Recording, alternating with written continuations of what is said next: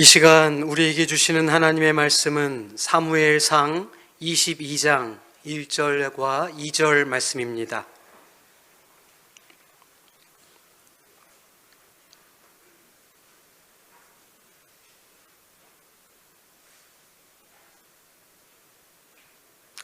하나님의 말씀을 받들어 읽겠습니다. 그러므로 다윗이 그곳을 떠나 아둘람 굴로 도망하매 그의 형제와 아버지의 온 집이 듣고 그리로 내려가서 그에게 이르렀고, 환난당한 모든 자와 빚진 모든 자와 마음이 원통한 자가 다 그에게로 모였고, 그는 그들의 우두머리가 되었는데 그와 함께한 자가 400명 가량이었더라. 아멘.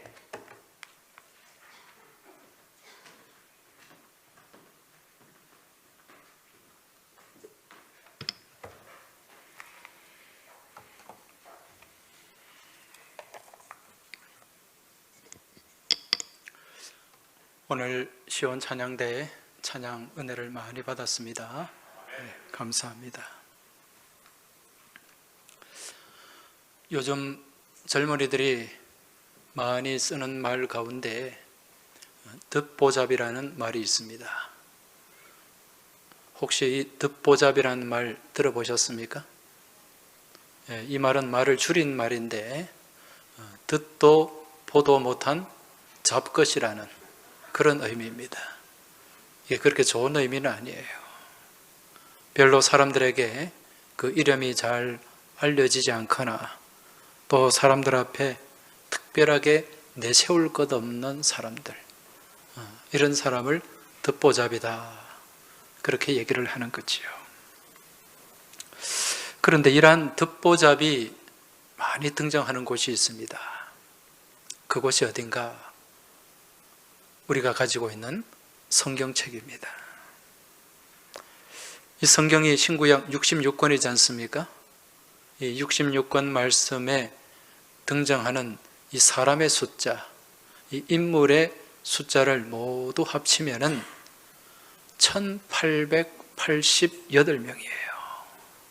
이건 제가 헤아려 본 게 아니라 대한성서공의 인명사전을 찾아보니까 그렇게 나와 있습니다. 1888명의 사람이 등장하는데 거의 대부분이 그 사회의 듣보잡들이에요. 여러분, 성경에 등장하는 많은 인물들 가운데 이스라엘 사람들이 가장 추앙하는 사람, 좋아하는 사람이 누구죠? 다윗이죠. 그런데 이 다윗 또한 그 출발이 듣보잡이었습니다. 여러분도 잘 아시다시피 이 다윗은 유대 땅 베들레헴, 아주 시골의 가난한 촌부의 아들로 태어났습니다. 사무엘상 16장 말씀을 보면은 선지자 사무엘이 이제 하나님의 신탁을 받고서 이제 이스라엘 지도자로 세우기 위해서 이제 기름 부음을 받을 자를 찾고 있는데, 그 과정 가운데 이제 베들레헴 이 이새의 집에 오게 됩니다. 이새가 누굽니까? 다윗의 아버지죠. 이새의 집에 찾아와서 이 집에 있는 이제 아들들을 다 불러 모으라고 얘기를 합니다. 그러면서 한 사람 한 사람씩 면접을 해요. 그런데 그 면접의 자리에 몇 명의 아들이 나왔습니까? 7명의 아들이 나왔어요. 그런데 이 이새의 집에는 8명의 아들이 있습니다. 한 사람이 빠졌어요. 누가 빠졌습니까? 막내 아들 다윗이 빠진 거죠. 이거는 볼 필요도 없다는 거예요. 그래서 아예 면접 대상이 되지도 않는 그런 존재가 바로 다윗이었습니다. 나중에 사무엘이 그 아들을 불러와라, 그렇게 해서 이 다윗이 사무엘을 만나게 됩니다. 이러한 듣보잡 다윗이 어느 한순간에 일약 스타덤에 오르게 됩니다. 이 유명인의 반열에 오르게 되는 거죠. 그렇게 다윗을 이 유명 인사로 만든 사건이 하나 있었는데 그게 무엇이었습니까? 그렇죠. 바로 블레셋 장수 골리앗과의 싸움이었습니다. 이 다윗이 이 골리앗과의 싸움, 크게는 블레셋과의 이 전투의 현장에 가게 된 것은 군인으로 참전한 것이 아니라 형들을 면회하기 위해서 그곳에 갔습니다. 이 다윗의 형들 가운데 3명이 이 전쟁에 나간 거예요. 그래서 아버지가 이 먹을 거 필요한 것들 좀 싸가지고 형들 면회를 좀 다녀오너라, 그렇게 아버지가 얘기를 했고, 그 아버지의 부탁을 들고서 이제 전쟁터로 나갔죠. 거기 갔더니 형들이 뭐라고 얘기합니까? 아이고, 우리 막동이 왔구나. 아이고, 반갑다. 그렇게 형들이 그렇게 맞아줬습니까? 아니죠. 네가 여기서 왜 나와? 여기가 어딘데 오는 거야? 그 큰형 엘리압이 다윗을 얼마나 호되게 꾸지람했는지 모릅니다. 너 지금 양치기 싫어가지고 양떼들 다 내팽개쳐놓고 전쟁터 전쟁 구경하러 왔지. 형이 그렇게 얘기를 했다니까요. 그 즈음에 블레셋 장수 골리앗이 그 앞에 나와가지고, 여러분 골리앗의 덩치가 어떻습니까? 키가 2m 40 정도 돼요. 엄청난 덩치. 이 거인이 이 칼을 들고 방패를 들고 나와가지고 이제 싸움을 독려합니다. 너희들 중에 나하고 한번 붙어볼 사람 나와라. 여러분, 옛날 전쟁은 이 대표와 대표의 전쟁이었어요. 그렇죠? 이 장군끼리 군대를 대표하는 이 힘 있는 장군이 나와서 둘이 싸워서 이기면은 이 쫄병들은 막 기가 죽어가지고 도망가고 뭐 그런 전쟁이었습니다.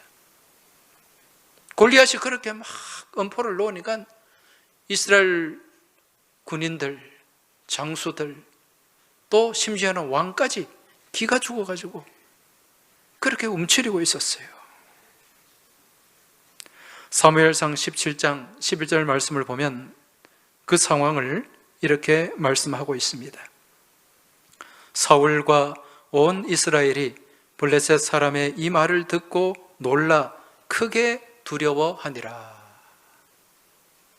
큰 두려움에 사로잡혀가지고 오금이 저려가지고 아무도 나서지 못했다는 얘기죠.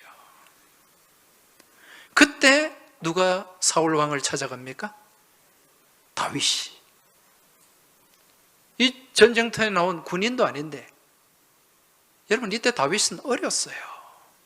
군대에 징집도 못할 정도로 그런 소년이었습니다.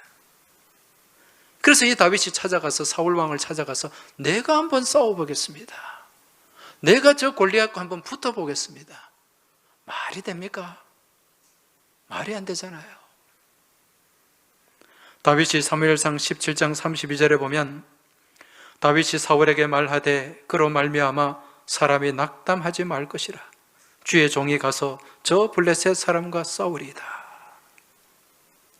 여러분, 이 말을 들은 사울 왕이 마음이 어떠했겠어요? 기도 안 찼겠죠. 아니, 저 많은 군인들, 부하들 중에 아무도 나가서 싸울 사람이 없는데 이 어디서 굴러온 이 코올리게가 싸우겠다고 하니까 참 나도 한심하다, 그래 생각을 했을 겁니다. 그러면서 사울이 말렸어요. 안 된다. 네가 저기서 어떻게 싸우니? 너는 아직 어린애고 저 골리앗은 용사야. 사무엘상 17장 33절 네가 가서 저 블레셋 사람과 싸울 수 없으리니 너는 소년이요 그는 어려서부터 용사임이니라. 상대가 안 된다는 얘기입니다. 그렇지만 다윗은 자기의 뜻을 굽히지 않았어요. 제가 해보겠습니다. 저도 싸움 잘합니다. 제가 양을 치다가 지금 왔는데 양을 칠 때 곰도 달려들고 사자도 달려드는데 제가요 그 사나운 짐승들하고 싸워가지고 다 쫓아냈습니다.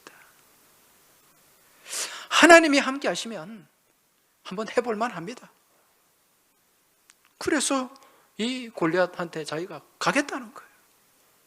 그 사울도 이 뜻을 꺾지 못하고 고집을 꺾지 못하고 그래, 그렇다면 할 수 없지.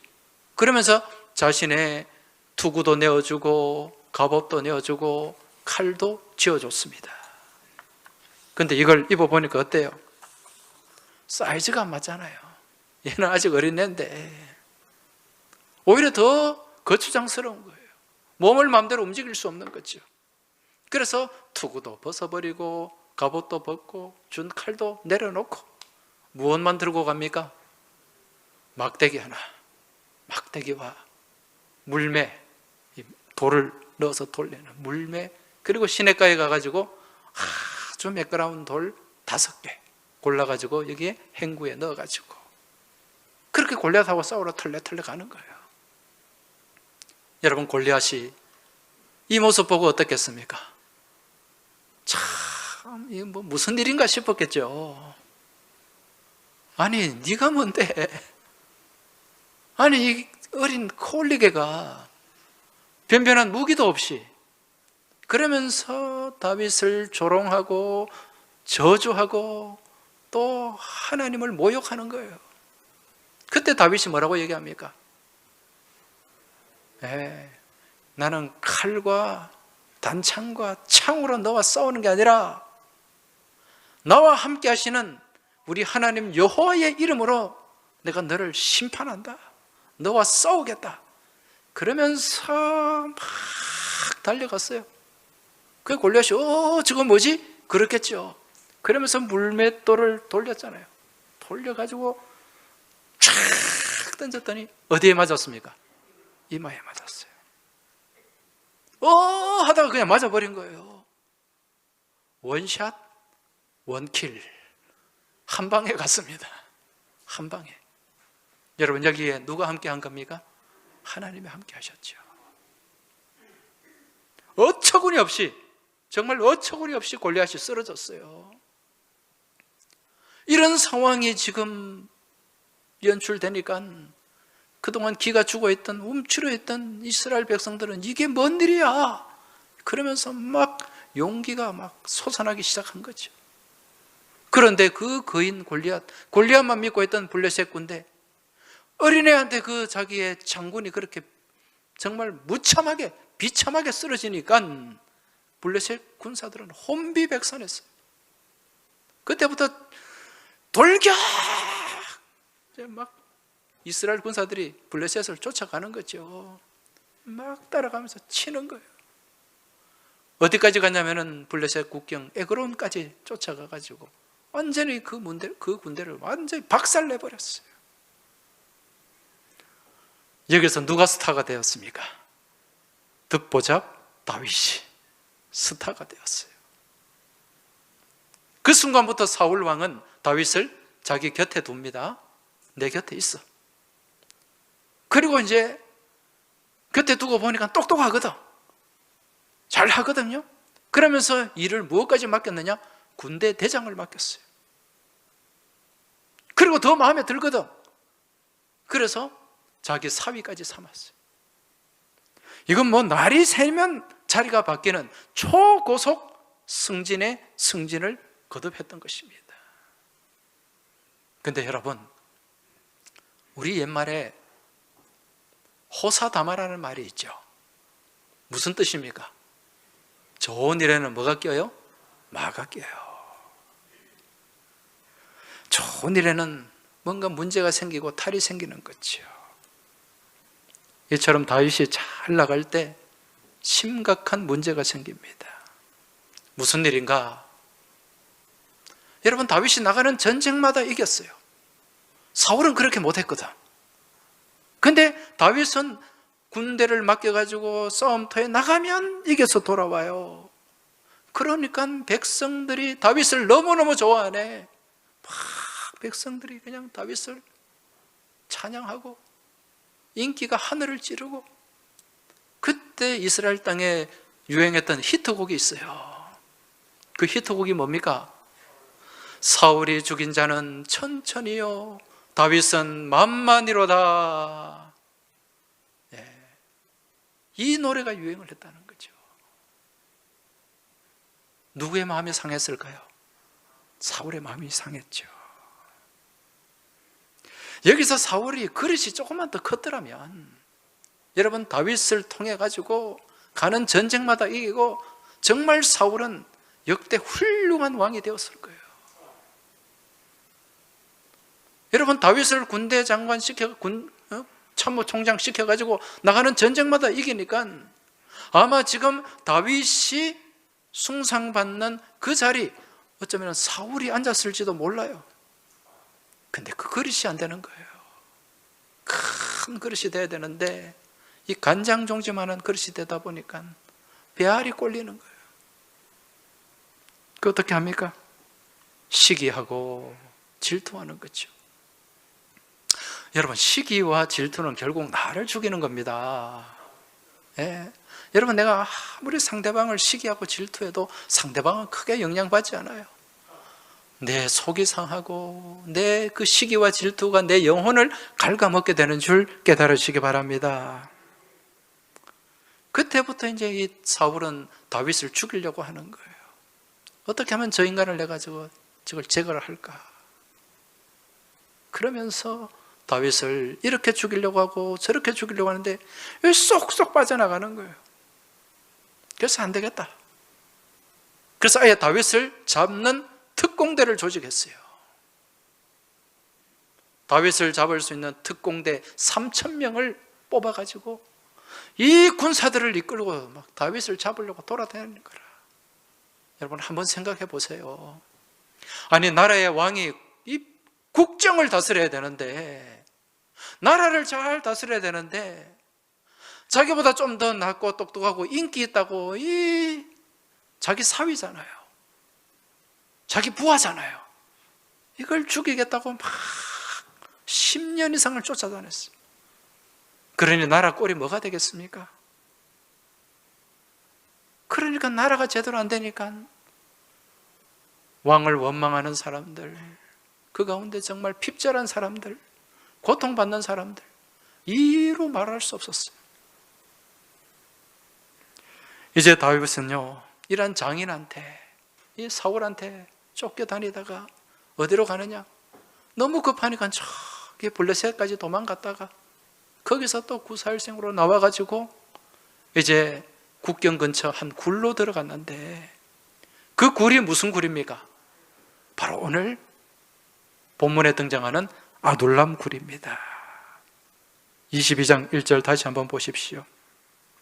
그러므로 다윗이 그곳을 떠나, 그곳은 저 블레셋 땅을 얘기하는 거예요. 아둘람 굴로 도망하매 그의 형제와 아버지의 온 집이 듣고 그리로 내려가서 그에게 이르렀고. 자, 이 굴은 이 블레셋과 이스라엘 국경 근처에 있다 그랬어요. 여기에 다윗이 숨었는데, 이 굴 속에 숨었는데 다윗이 여기 있다는 이 소식을 그 가족들이 듣고 아버지도 찾아오고 형제도 찾아왔어요. 여러분, 다윗이 그렇게 쫓겨다니니까 그 가족들의 삶 또한 어떠했겠습니까? 많은 고난을 당했겠죠. 그래서 이제 다윗과 함께 하려고 그 굴 속으로 온 거예요. 여러분, 이 이스라엘의 굴은 우리나라 굴하고 좀 다릅니다. 우리나라 굴은 그냥 직선으로 쭉 이렇게 들어가잖아요, 그렇죠? 그런데 이스라엘 굴은 밑으로 들어가요, 땅 속으로. 그런데 그래 들어가 보면은 그 안에 넓은 공간이 있습니다. 지하 공간이. 우리 교회를 치면은 이 위에 입구가 있고 밑으로 하는데 우리 교회 같은 이런 넓은 공간이 있다고 생각하시면 돼요. 여기에 다윗이 숨었는데 그 가족들이 찾아오고 또 다윗이 있다는 그 소문을 그렇게 비밀리에 듣고 몰려든 사람들이 있었어요. 그들이 모두 몇 명입니까? 400명. 400명. 아마 가족들까지 합치면 더 인원이 많았을 거예요. 그 사람들이 어떤 사람들입니까? 오늘 22장 2절에 보니까 환난당한 모든 자와 빚진 모든 자와 마음이 원통한 자가 다 그에게로 모였고, 환난 당한 사람들이에요. 빚진 자들이에요. 마음이 원통한 사람들, 못 가지고 못 배우고 힘없는 그 사회의 듣보잡들이에요. 지금 베들레헴 시골 출신 왕 듣보잡 다윗하고 이 이스라엘과 유대 땅에 온갖 듣보잡들이 여기 아둘람 굴에 다 모여들었어요. 한마디로 여기는 듣보잡 공동체였습니다. 여기에 등장하는 이 환난 당한 자, 히브리 말로 마조크입니다. 마조크라는 말은 사회적으로 무능한 사람이에요. 적응을 제대로 못하는 사람들입니다. 이리 치이고 저리 치이고 그러면서 왕따 당하는 사람들, 사회 부적응자들, 이 사람들이 마조크인데 오늘 본문에 환난 당한 자들, 그리고 빚진 자, 말 그대로 큰 부채를 갖고 있는 사람들이에요. 이래 해도 안 되고 저래 한데도 안 되고 계속해서 늘어나는 것은 빚덩이.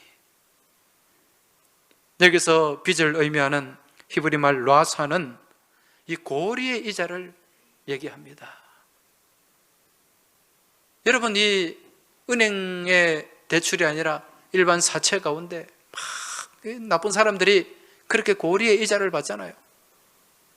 뭐 오토바이 타고 다니면서 막 던져놓는 그런 거, 그거 잘못 쓰면 큰일 납니다.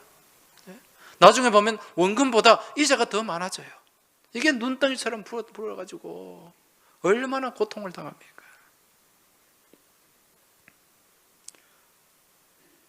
얼마 전에 제가 다른 교회를 섬기는 어느 집사님과 식사를 한 적이 있습니다. 뭐 이분은 지금 사업도 잘 하고 교회도 아주 신실하게 열심히 잘 섬기는 분이에요.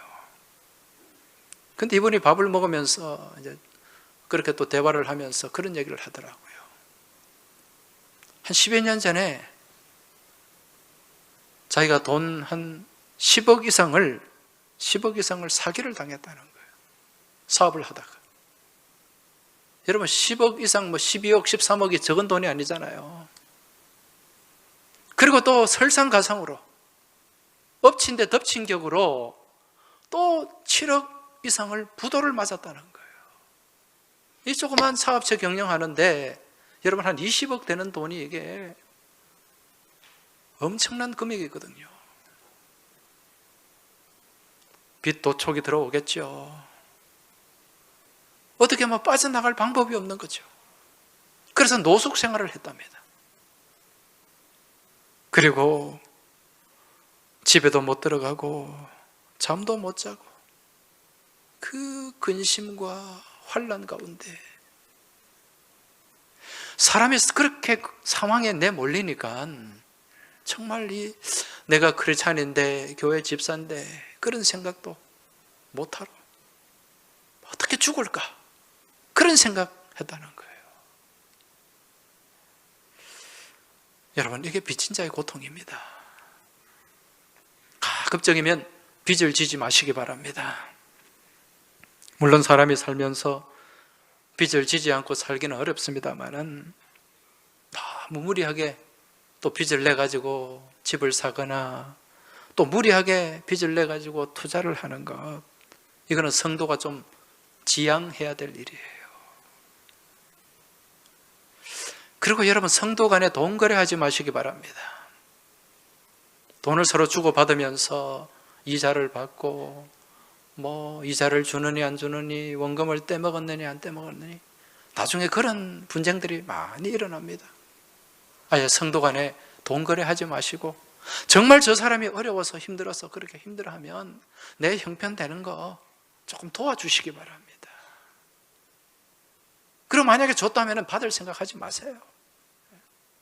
하나님이 그렇게 내가 선한 마음으로 그렇게 베풀고 나누면 다른 방법, 다른 경로를 통해서 분명히 채워주시는 줄 믿으시기 바랍니다. 그래서 우리가 성도의 삶을 살면서, 믿음의 삶을 살면서 져야 될 딱 한 가지 빚이 있어요. 성경에서 말씀하는 빚이 있죠. 무슨 빚입니까? 사랑의 빛. 사랑의 빛 외에는 아무에게도 아무 빛도 지지 말라. 로마서 13장 8절의 말씀이에요. 사랑의 빛이 무엇입니까? 내가 다른 사람에게 베풀면 그 사람이 내한테 사랑의 빛을 지는 거예요. 나도 사랑의 빛을 질 수 있고 상대도 사랑의 빛을 질 수 있는 거예요. 이런 사랑의 빛은요, 은혜의 선순환을 이루게 됨을 깨달으시기 바랍니다. 우리 교회 안에 사랑의 빛이 많아지길 주의 이름으로 축원합니다. 그 외에는 다른 빛은 지지 마시기 바랍니다. 그 다음에 마음이 원통한 자가 있어요. 이건 영혼이 공고한 걸 얘기합니다. 여기서 마음은 히브리 말로 나페시라는 단어인데 영혼을 의미하고 자아를 의미합니다.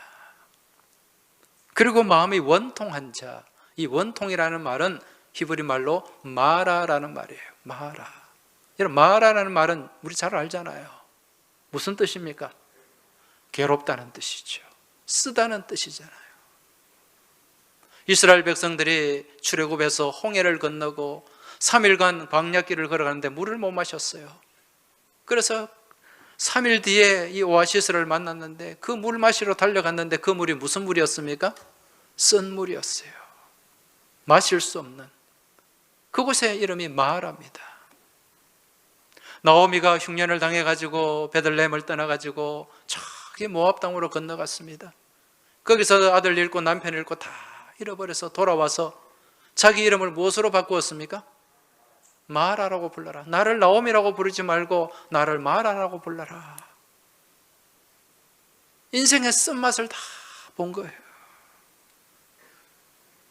지금 여기서 마음이 원통한 자는요, 이러한 인생의 온갖 쓴맛을 보면서 영혼까지 털린 사람들, 한마디로 번아웃된 사람, 다 타버린 사람, 이런 사람들이 누구한테로 몰려들었다고요? 다윗한테로, 아둘람 굴에 몰린 거예요. 다윗도 영혼이 다 털렸고 여기에 모인 다윗을 찾아 모인 사람들도 다 똑같은 사람이에요. 사울의 입 지배 가운데 나라 국정을 제대로 돌보지 않는 이 사울 왕 때문에 다 뺏기고 잃어버리고 낙심과 낭만 가운데 살아가던 그 사람들이 어디에 모였다고요? 아둘람 굴에 모였습니다. 여기서 다윗이, 이 굴 속에서 다윗이 지은 시가 있어요. 그게 시편에 나오는데 시편 57편과 시편 142편입니다. 시편 57편과 142편 보면 그 시편의 표제에 보면 어떻게 나와 있냐면은 다윗이 사울을 피해 굴에 있을 때에 그렇게 표제가 나와 있습니다. 이 시편의 말씀을 보면은요, 시편 57편 4절에 이런 말씀이 나옵니다. 내 영혼이 사자들 가운데서 살며 내가 불사르는 자들 중에 누웠으니 곧 사람의 아들들 중에라. 그들의 이는 창과 화살이요 그들의 혀는 날카로운 칼 같도다. 지금 내 영혼이 확 사나운 그 삼킬자를 찾는 사자들 가운데 놓여져 있다는 거죠. 지금 내가 불사르는 자들 가운데 누워있다. 불구덩이 속에 지금 내가 누워서 고통을 당하고 있다는 겁니다. 지금 계속해서 사람들은 다윗을 향해 화살을 날리고 창을 던집니다. 그들의 이는 창과 화살이요 그들의 혀는 날카로운 칼 같도다. 칼로 베는, 칼로 내리치는 아픔을 당하고 있다는 거죠. 실제로 다윗이 이 아둘람 굴에 들어오기 전에 어디에서 왔다 그랬습니까? 블레셋 땅에서. 블레셋 땅에서 도망을 쳐왔어요.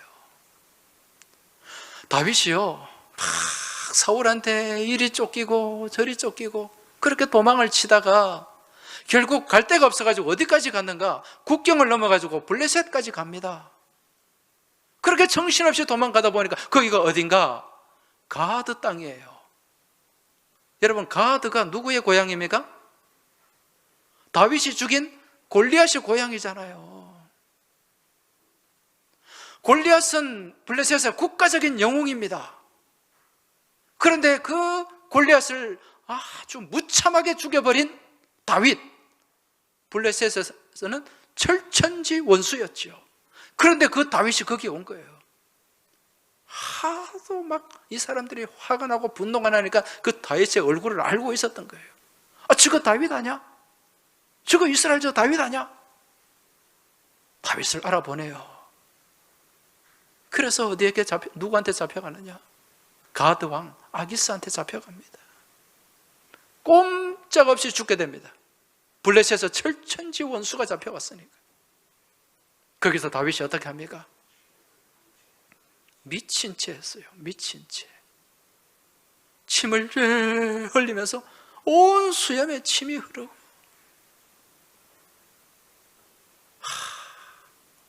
여러분, 자존심이 완전히 땅에 떨어지지 않습니까? 다윗 스스로 생각해도 얼마나 비참했겠어요. 근데 그 연기를 정말 리얼하게 한 것 같아요. 이거는 뭐 유도 아니에요. 그러니까 아기스가 완전히 속았죠.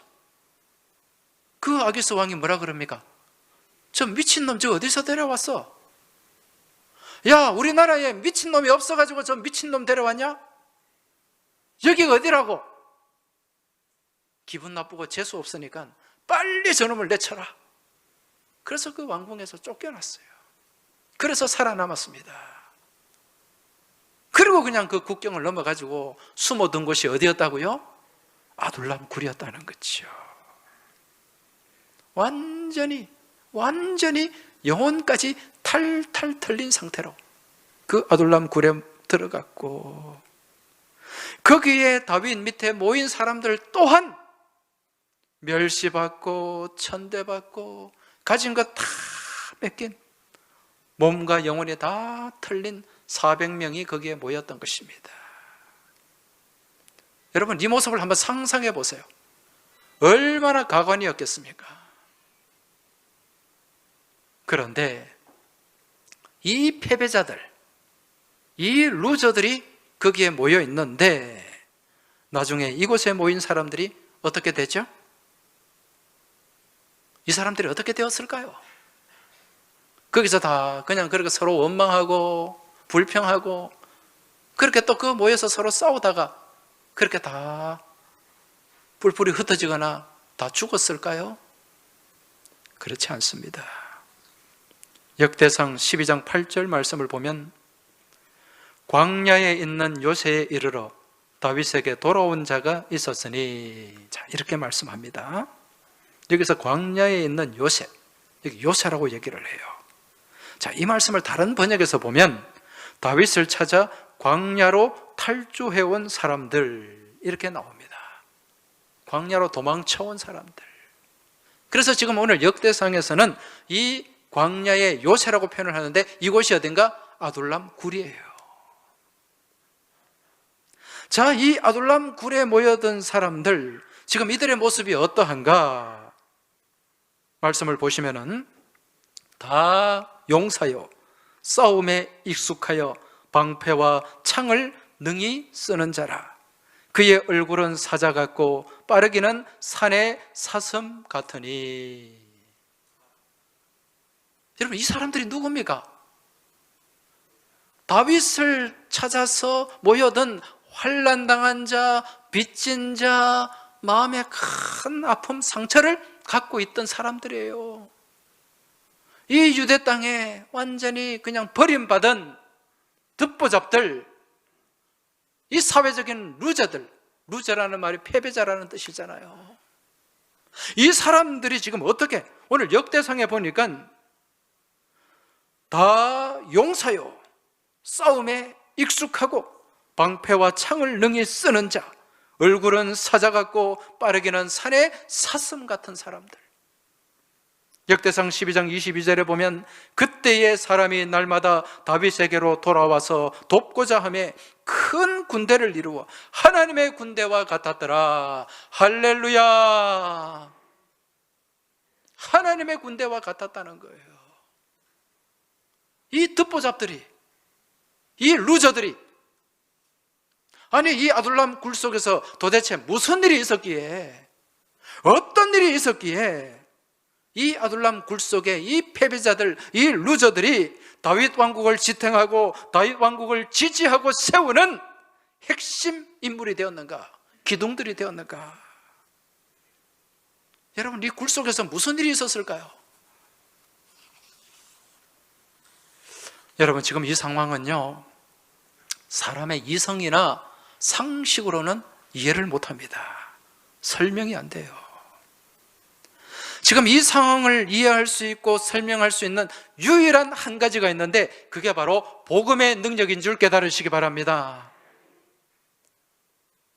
이 아둘람 굴에서 일어난 이 사건을 잘 설명해 주는, 이제 간접적으로 우회적으로 설명해 주는 신약의 말씀이 있는데, 그 말씀은 고린도전서 1장 26절에서 29절까지 말씀입니다. 말씀을 한번 보시기 바랍니다. 자, 여러분, 먼저 이 고린도 교회가 어떤 교회였습니까? 문제가 많은 교회였어요. 우상 숭배가 만연했죠. 서로 자기들끼리 편당을 만들어가지고 패당을 만들어가지고 서로 싸웠죠. 그리고 음란했죠. 이 교회 같지 않은 교회였어요. 한마디로 영적 오합 지졸들이 모인 교회가 고린도 교회였습니다.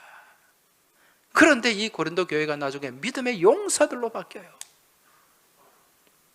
방금 말씀드린 그 내용 한번 보시기 바랍니다. 형제들아, 너희를 부르심을 보라. 육체를 따라 지혜로운 자가 많지 아니하며 능한 자가 많지 아니하며 문벌 좋은 자가 많지 아니하도다. 자, 우리의 모습입니다. 육체를 따라 지혜롭지 않고 능력도 없고 이 문벌도 안 좋은, 가문도 안 좋은 거예요. 그러나 하나님께서 세상에 미련한 것들을 택하사 지혜 있는 자들을 부끄럽게 하시려고 세상에 약한 것들을 택하사 강한 것들을 부끄럽게 하시며, 하나님께서 세상에 천한 것들과 멸시받는 것들과 없는 것들을 택하사 있는 것들을 폐하려 하시나니 이는 아무 육체도 하나님 앞에서 자랑하지 못하게 하려 하심이라. 할렐루야. 여러분, 이게 복음의 능력이에요. 고린도 교회 안에 모인 사람들이 다 루저들이었어요. 천하고 멸시받는 사람들, 그런 사람들입니다. 이 아둘람에 모인 사람들이에요. 이런 사람들을 하나님께서 탁월한 믿음의 용사로 세워가지고 주의 몸된 교회, 하나님의 도구로 쓰임받게 하신 것입니다. 이게 은혜인 줄 믿으시기 바랍니다. 이게 복음의 능력인 줄 믿으시기 바랍니다. 지금 아둘람 굴이 바로 그런 곳이에요. 이 아둘람 굴은 구약에서 신약을 예표하는데 무엇을 예표하는가? 교회 공동체를 예표하는 것입니다. 오늘날 이 교회의 모델 하우스라는 거죠. 지금 다윗은요, 이 아둘람 굴 속에서 한 줄기 빛을 보지 못하고 있었습니다. 낙심하고 낙담하고 이리저리 쫓겨다니면서 지치고 피곤하고 아무런 소망이 없었어요. 그런데 다윗이 거기서 뭘 했습니까? 자기를 찾아 모인 그 많은 듣보잡들, 그 루저들과 함께 서로 불평하고 원망하고 막 그렇게 사울을 씹고 막 그렇게 억울함을 토로하고 그렇게 모여 있었습니까? 그렇지 않았어요. 그 굴 속에서 다윗이 무엇을 했는가? 시편 57편 1절 말씀 한번 보시기 바랍니다. 하나님이여, 내게 은혜를 베푸소서. 내게 은혜를 베푸소서. 내 영혼이 주께로 피하되 주의 날개 그늘 아래에서 이 재앙들이 지나가기까지 피하리이다. 무엇하고 있습니까? 기도하잖아요. 그 어둡고 깜깜하고 소망이 없는 그 굴 속에서 지금 기도하잖아요. 하나님이여, 나에게 은혜를 베푸소서. 하나님이여 나에게 은혜를 베푸소서. 간절하게 눈물을 쏟으면서, 콧물을 쏟으면서 하나님 앞에 부르짖고 지금 기도하고 있는 것입니다. 그렇게 기도하는 가운데 또 무엇을 하는가? 하나님을 찬양합니다. 57편, 시편 57편 7절 8절 보시기 바랍니다. 하나님이여 내 마음이 확정되었고 내 마음이 확정되었사오니 내가 노래하고 내가 찬송하리이다. 내 영광아 깰지어다. 비파야 수구마 깰지어다. 내가 새벽을 깨우리로다. 할렐루야. 그 어두운 굴 속에서 낙담하지 않고 낭망하지 않고 주님 바라보고 주님 의지하면서 하나님이여 부르짖고 기도하고 그 기도 가운데 찬양하는 거예요. 내 영혼이 확정되었사오니 내가 노래하고 내가 주님을 찬송하겠나이다. 주님을 노래하고 그 가운데서 주님을 찬송했던 거죠. 영광아 깰지어다. 비파야 수구마 깰지어다. 내가 새벽을 깨우겠노라. 믿음의 용기가 채워지는 거예요. 여러분, 이 깜깜하고 소망 없는 이 아둘람 굴이 무슨 자리가 되었습니까? 기도의 자리가 되었습니다. 찬양의 자리가 되었습니다. 예배의 자리가 되었습니다. 그 가운데서 변화의 역사가 나타나는 거예요. 그 패배자들, 그 상처받은 사람들, 아픈 사람들, 빚진 자들, 소망이 없는 사람들이 그 아둘람 예배당 안에서 소망의 빛을 바라본 거예요. 그러면서 놀라운 변화의 역사가 일어나게 된 줄 믿으시기 바랍니다. 이게 교회 공동체예요. 그렇게 그곳에서, 그 어두운 곳에서 기도하고 하나님께 찬양했더니 어떤 일이 일어났습니까? 그 두려움이 변하여 내 기도 되었고 전날의 한숨 변하여 내 노래 되었네. 주님을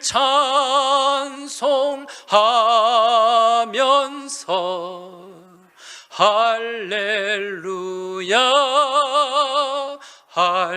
할렐루야. 내 앞길 멀고 험해도 나 주님만 따라가리. 우리 같이 한번 찬양합시다. 그 두려움이 변하여 내 기도 되었고 전날의 한숨 변하여 내 노래 되었네. 우리 두 손 높이 들고 주님을 찬송하면서 주님을 찬송하면서 할렐루야 할렐루야. 내 앞길 멀고 험해도 나 주님만 따라가리.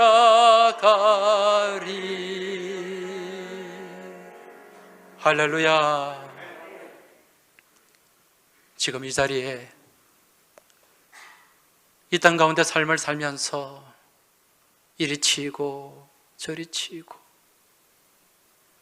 하던 일이 안 풀리고 사람들로부터 상처받고 아픔 가운데, 육신의 질고로 인하여 정말 너무도 힘든 상황 가운데 영혼까지 탈탈 털린 그런 모습으로 나와 계신 분 이 자리에 계실지도 몰라요. 비단 그런 모습이 아니더라도 우리가 세상 가운데 살면서 믿음을 지키고 믿음 안에 살아가는 것 얼마나 힘든 일입니까? 사람들로부터 얼마나 상처받습니까? 여러분 다 내려놓으시기 바랍니다. 바로 이곳이 아둘람 굴인 줄 깨달으시기 바랍니다. 이 교회에 모여가지고 내 신세 한탄하고 다른 사람 원망하고 누구를 비난하고, 여러분 그러면 소망이 없어요. 이곳은 기도하는 공동체입니다. 찬양하는 공동체입니다. 예배하는 공동체입니다. 격려하고 세워주는 공동체입니다. 사랑의 빛 외에는 아무런 빛도 지지 마시기 바랍니다. 오늘 그런 무거운 짐이 있다면 주님 앞에 다 내려놓으세요. 그렇게 주님 앞에 내려놓고 기도하고 다윗처럼 찬양하며 나아갈 때 그 두려움이 변하여 내 기도가 되고, 나의 그 전날의 한숨이 변하여 내 찬양이 되는 줄 믿으시기 바랍니다. 내 갈 길 멀고 험해도 여러분, 내가 기도하고 내가 주님을 의지할 때 우리 주님 손 내어 주시고 나를 붙잡아 주시고 나와 함께 동행하시고 나를 인도하며 나아가시는 줄 믿으시기 바랍니다.